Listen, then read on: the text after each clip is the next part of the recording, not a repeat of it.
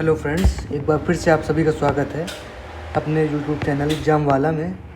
जैसा कि आप लोग जानते हैं, कल वाली क्लास में हम लोगों ने कुछ क्वेश्चन किए से ईयर के और एक्टिव पैसिव वॉइस के, और आज अब हम लोग इसी के आगे शुरू करेंगे। कुछ एंटोनिम्स के क्वेश्चन करेंगे, उसके बाद कुछ सिनोनिम्स आगे और काफ़ी क्वेश्चन हैं। चलिए स्टार्ट करते हैं। पहला क्वेश्चन आज का है एंटोनिम का। पहला वर्ड है जेटिसन। जेटिसन का मतलब होता है किसी चीज़ को अलग करना, थ्रो करना। ठीक है, to throw something, to throw something और डिस्पोजल। इसी से सिमिलर वर्ड और है, कुछ इंपॉर्टेंट वर्ड है, याद कर लीजिएगा। रिमूवल और स्क्रैपिंग। ठीक है, इसका मतलब होता है टू थ्रो समथिंग, किसी चीज़ को अलग करना या फिर फेंकना। तो इसका अपोजिट हमें खोजना है, तो इसका अपोजिट हो जाएगा एक्सेप्ट। और सारे कई वर्ड हैं, इनको देख लेते हैं। रिवार्ड, रिवार्ड का मतलब इनाम होता है। प्रिजर्व, प्रिजर्व का मतलब होता है टू मेंटेन, समथिंग। ठीक है, और कंसेंट का मतलब होता है एग्रीमेंट। क्या? एग्रीमेंट। ठीक है, आगे दूसरे क्वेश्चन की ओर बढ़ेंगे। और दूसरा क्वेश्चन क्या है? अमेलियोरेट। ठीक है, और जिसका मतलब होता है to improve or betterment something. ठीक है, टू इम्प्रूव या फिर बेटरमेंट,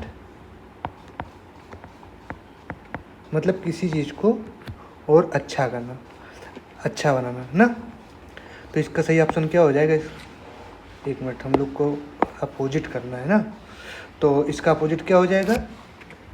वर्सन, क्योंकि इम्प्रूव तो इसका सिनोनिम हो जाएगा। डिपेंड मतलब होता है डिपेंड करना, और इसी का एक सिमिलर वर्ड है रिलाई। और एक बहुत इम्पोर्टेंट चीज़ याद कर लेना, डिपेंड और रिलाई के बाद प्रीपोजिशन ऑन आता है, फिक्स्ड प्रीपोजिशन है ऑन। ठीक है, सॉफ्टन का मतलब होता है मिलो, बहुत अच्छा वर्ड है। आगे तीसरे क्वेश्चन की ओर बढ़ेंगे। तीसरा क्वेश्चन है ग्रोटेस्क, जिसका मतलब होता है, ग्रोटेस्क का मतलब होता है क्लमजी, या फिर कह सकते हो भद्दा, वेरी अगली बोल सकते हो, या फिर डिफॉर्म भी इसका एक सिनोनिम होता है। मतलब जो चीज़ अपने ओरिजिनल रूप से बेकार हो गई है, क्लमजी हो गई है ना, तो इसका हमको अपोजिट खोजना है। तो नेचुरल सीधी सी बात हो जाएगा, क्योंकि हम जानते हैं कि इसका मतलब होता है वेरी अगली, या फिर जो अपना फॉर्म खो चुका है, तो इसका ओरिजिनल फॉर्म मतलब नेचुरल फॉर्म हो जाएगा ना। और वर्ड है ऑड, ऑड का मतलब होता है अलग। विम्सिकल मतलब होता है इसेंट्रिक, बहुत इंपॉर्टेंट वर्ड है इसेंट्रिक, इसका मतलब होता है सनकी ना।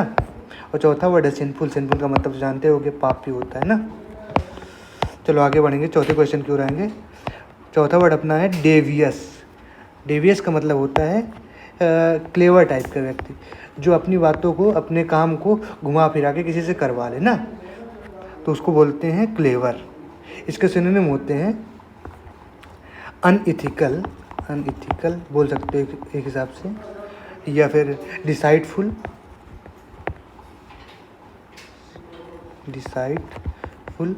ना, और बोल सकते हो टू फेस्ड ना। डेवियस का मतलब होता है क्लेवर, अनएथिकल और डिसाइडफुल, जिसको बोल सकते हैं टू फेस्ड। मतलब ये होता है, ऐसा व्यक्ति होता है जो अपने काम को घुरा फिरा के बहुत चालाकी से करवा लेता है। तो इसका अपोजिट क्या हो जाएगा? स्ट्रेट, जो बहुत स्ट्रेट फॉरवर्ड हो। ऑब्वियस का मतलब होता है क्लियर। सिंपल तो सिंपल होता है, ये सुपरफिशियल मतलब होता है आउटर पार्ट, आउटर, या फिर इसको बोल सकते हो सरफेस वाला। क्या? सरफेस का। ठीक है, आगे बढ़ेंगे पांचवें क्वेश्चन की ओर।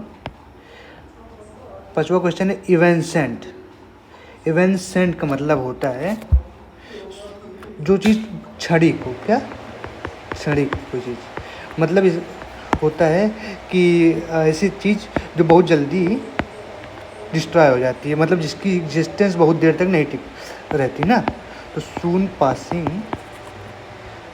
आउट ऑफ एग्जिस्टेंस ना, जो चीज़ बहुत देर ना चले छड़ी को, उसको बोलते हैं इवेंसेंट। तो इसका अपोजिट हम लोग को खोजना है, तो इसका अपोजिट क्या हो जाएगा? परमानेंट। भाई छड़ी का अपोजिट तो परमानेंट होगा ही ना, जो थोड़े समय के लिए हो, जो परमानेंट हो। और वर्ड है देखेंगे इसमें, इमिनेंट जैसे है, इसका मतलब होता है करीब वाला या निकटतम। परवेसिव है, परवेसिव का मतलब होता है फैलने वाला, फैलने वाली कोई चीज़, उसको बोल सकते हैं परवेसिव। और इमिनेंट होता है स्थायी या फिर स्थिर। ठीक है, आगे बढ़ेंगे अगले क्वेश्चन की ओर। हाँ, अब आगे कुछ मैंने सिनोनिम्स रखे हैं, तो सिनोनिम्स देखेंगे। पहला वर्ड है डिबेकल, और बहुत ही इंपॉर्टेंट वर्ड है और इतना ही कंफ्यूजिंग वर्ड है, इसके ऑप्शन देखेंगे तो अभी समझ में आएगा। डिबेकल का मतलब होता है लूज या फिर पराजय। और पराजय ऐसी नहीं, मतलब टू लॉस पावर इंस्टेंटली, मतलब अचानक या फिर सडन। ठीक है, मतलब अचानक अपने पावर लॉस करना। डिक्लाइन जो होता है, डिक्लाइन का मतलब होता है पतन। डाउनफॉल इसका सही ऑप्शन हो जाएगा। इसका भी मतलब होता है टू लॉस पावर। और अगला वर्ड है डिस्कन्फिगर। इसका मतलब भी होता है मतलब शर्म से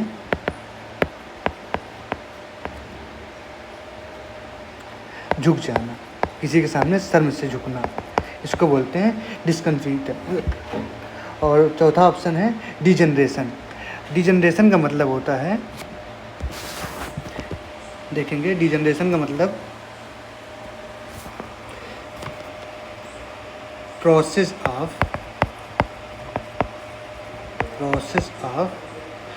बिकमिंग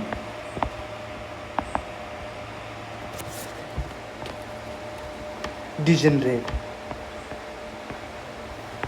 मतलब धीरे धीरे क्षय की ओर, पतन की ओर बढ़ना, इसको बोलते हैं डिजनरेशन। ठीक है, आगे बढ़ेंगे 7वें क्वेश्चन की ओर।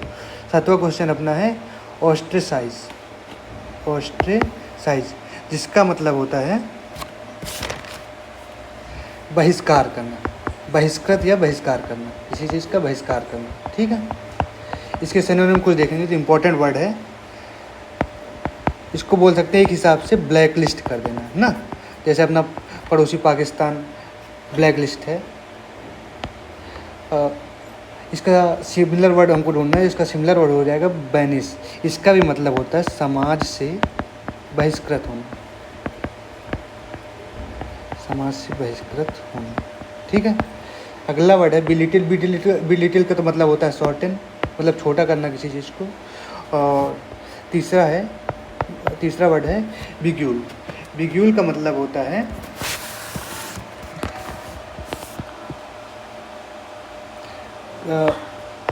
मनमोहना, किसी चीज़ मनमोहक एक हिसाब से बोल सकते हैं, जो मतलब फैस्किनेट, इसका एक बहुत इंपॉर्टेंट बढ़िया वर्ड है फैस्किनेट। ठीक है, और बिसाइज का मतलब होता है किसी चीज़ को चारों ओर से घेर लेना। आगे बढ़ेंगे, आगे देखें। इस हिसाब से इसका बैनिश समझ में आया ना, इसका सही ऑप्शन नंबर ए हो जाएगा, बहिष्कार करना समाज से। ठीक है, 8वें क्वेश्चन की ओर बढ़ेंगे। प्रोफिलैक्टिक का मतलब होता है टू प्रिवेंट फ्रॉम समथिंग, मतलब स्पेसिफिक डिजीज अगर है, मतलब इसको बोल सकते हो प्रिवेंटिव, लेकिन ये प्रोफिलैक्टिक वर्ड जो है स्पेशली डिजीज से, मतलब रोग से, किसी रोग से प्रतिरोधक क्षमता बढ़ाने के लिए, रोग प्रतिरोधक के रूप में इसको बोल सकते हैं, रोग प्रतिरोधक। तो इस हिसाब से इसका आंसर प्रिवेंटिव हो जाएगा। एंटागोनिस्टिक विरोधी होता है। टॉक्सिक तो विष होता है, विषाक्त बोल सकते हो। और परगेटिव होता है दस्त, मतलब दस्त नहीं लगते हैं उसको, दस्त लगने वाला। परगेटिव होते हैं, ठीक है। 10 लगने से रिलेटेड है। आगे बढ़ेंगे, नवा क्वेश्चन देखेंगे। कोडल, कोडल का मतलब होता है लाड प्यार करना। जैसे हम लोग या कोई भी अपनी वाइफ को लाड प्यार करता है, लाड प्यार करके सेटिस्फाई करता है, उसे बोलते हैं कोडल। एक वर्ड सिमिलर होता है कडल, उससे कंफ्यूज ना हो जाना, उसका मतलब होता है टू हग समवन। क्या होता है? To hug someone. और कोडल का मतलब होता है लॉर्ड प्यार करके किसी चीज़ को, किसी पर्सन को सेटिस्फाई करना। तो इसका ऑप्शन बी सही हो जाएगा, ठीक है। और एक वर्ड इसमें है हडल, जिसका मतलब होता है, आपने हर्ड सुना ही होगा, कलेक्टिव नाउन है हर्ड, उसी से रिलेटेड, मतलब झुंड, ठीक है। प्रोटेक्ट तो जानते हैं, किसी चीज़ से बचाव करना। चीट मतलब धोखा देना। आगे बढ़ेंगे, 10वां क्वेश्चन देखेंगे अपना। 10वां क्वेश्चन है फ्लिमजी। और फ्लिमजी का मतलब होता है बहुत जीना सा या कमज़ोर, वीक जिसे बोलते हैं ना। इसके कुछ सिनोनिम देखेंगे फ्लिमजी के, जो आसानी से टूट जाए, बोल सकते हैं ना, ब्रेकेबल ना। और फ्रेजाइल बोल सकते हैं, बढ़िया वर्ड है। तो ऑप्शन देखेंगे इसका फ्लिमजी का क्या सही हो जाएगा? वीक, क्योंकि सिनोनिम ढूंढना है हम लोग को। फनी तो जानते ही, इरेशनल, इरेशनल मतलब होता है बेतुका टाइप का। और पार्टीशन मतलब होता है पक्षपाती। इसको पार्टीशन से याद करना, मतलब किसी के पक्ष में जो बोलते हैं उसको बोलते हैं पार्टीशन, ठीक है। आगे बढ़ेंगे, अब हम लोग के कुछ क्वेश्चन है सेंटेंस इम्प्रूवमेंट के, मतलब अगर इसमें इम्प्रूवमेंट है तो इम्प्रूवमेंट करेंगे, अगर कोई गलती नहीं है तो नो इम्प्रूवमेंट लगा के आगे बढ़ेंगे, ठीक है। पहला क्वेश्चन है, to get in to the building I will disguise as a reporter. To get in to the building I disguise as a reporter. Disguise word जो है इसका मतलब होता है छिपाना। क्या होता है? छिपना या छिपाना, अपने आप छिपाना। सेंटेंस पढ़ेंगे, to get in to the building मतलब बिल्डिंग में जाने के लिए I disguise as a reporter. I disguise नहीं है, मैंने छिपाया, एज ए रिपोर्टर नहीं, मैंने अपने आप को छिपाया एज ए रिपोर्टर। तो अपने आप के लिए वर्ड रिफ्लेक्सिव प्रोनाउन यूज होगा, जिसका मतलब जो होता है माई सेल्फ। तो देखेंगे किस ऑप्शन में माई सेल्फ है। I disguise to be as a reporter नहीं, डिस्गाइज एज वन रिपोर्टर नहीं, disguise myself as a reporter. तो ऑप्शन नंबर 3 सही हो जाएगा, ठीक है। आगे बढ़ेंगे, क्वेश्चन नंबर 12 देखेंगे। ही denied that he had not forged my signature. देखो यहाँ पे सबसे पहले वर्ड डिनाइड आ गया है और नॉट भी आ रहा है। डिनाइड ऑलरेडी निगेटिव सेंस दे रहा है, तो डबल निगेटिव कैसे एक सेंटेंस में यूज़ कर सकते हैं। तो जिस पार्ट में अगर नॉट नहीं होगा वही ऑप्शन हमारा सही हो जाएगा। देखते हैं option. He denied that he had not forged my signature. तो पहला है वुड नॉट, नॉट इसमें भी आ रहा है तो ये गलत हो जाएगा। इसमें भी डिड नॉट, इसमें भी ऑप्शन नंबर 3 में भी आ रहा है। ऑप्शन नंबर 2 है हैज फॉग्ड, तो इसमें नॉट नहीं, इसलिए ये वाला सही हो जाएगा, ठीक है। क्वेश्चन नंबर 13 की ओर बढ़ेंगे।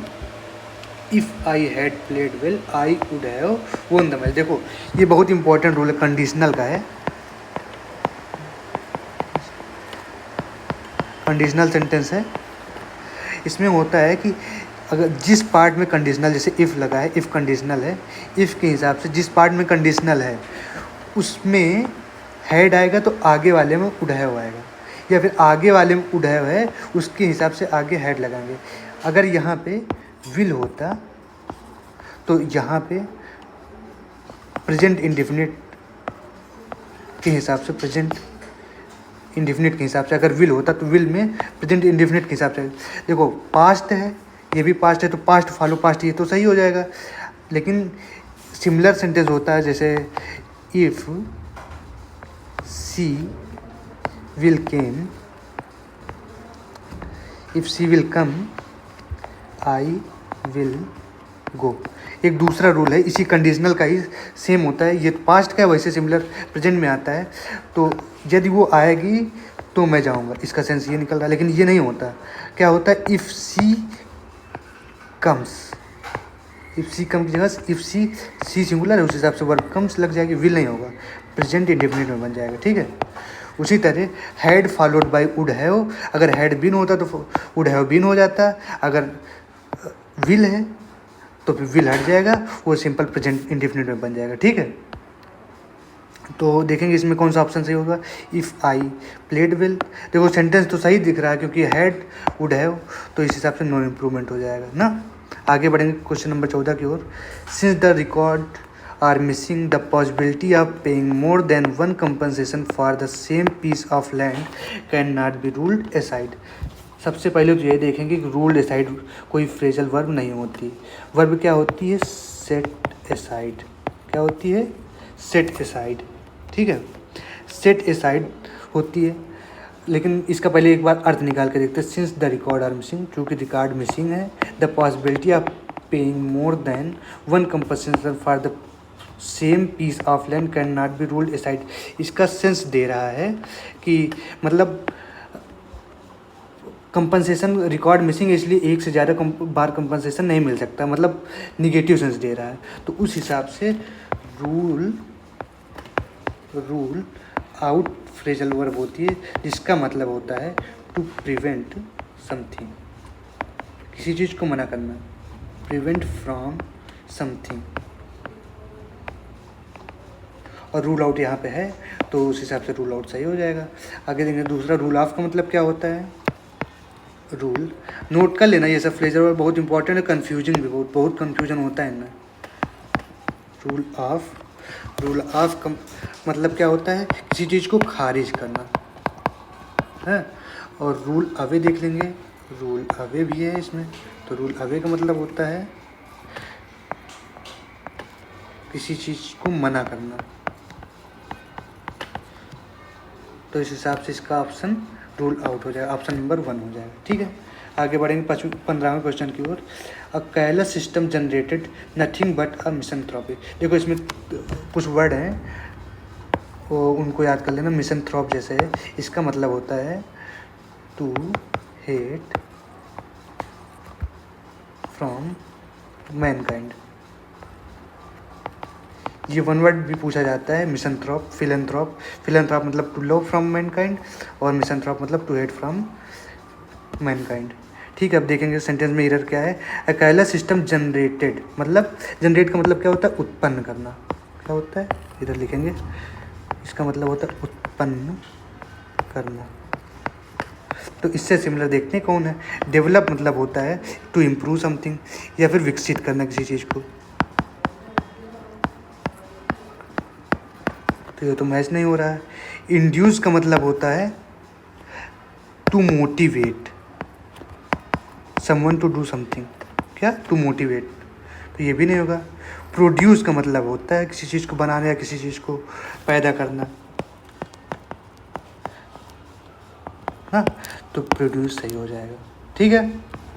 अगर अब इतने ही क्वेश्चन हैं।